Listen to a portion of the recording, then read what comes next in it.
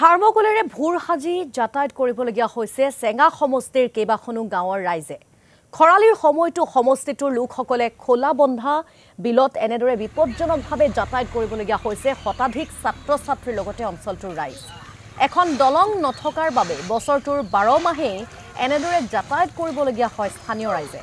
এখন পকী দলং নিৰ্মাণৰ বাবে স্থানীয় জনপ্ৰতিনিধিক দাবী জনাই অহাৰ পিছতো কোনো সদুত্তৰ নোপোৱাৰ অভিযোগ উত্থাপন কৰে স্থানীয় ৰাইজে।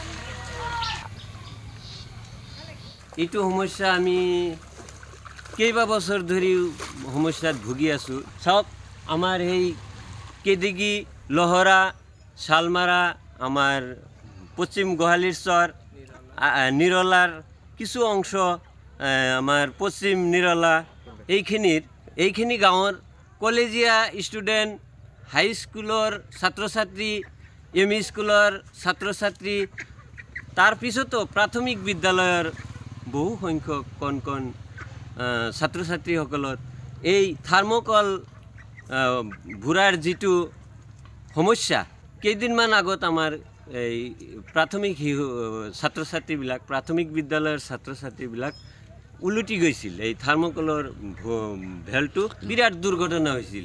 তাৰ কাৰণে আমাৰ বহুত সমস্যা।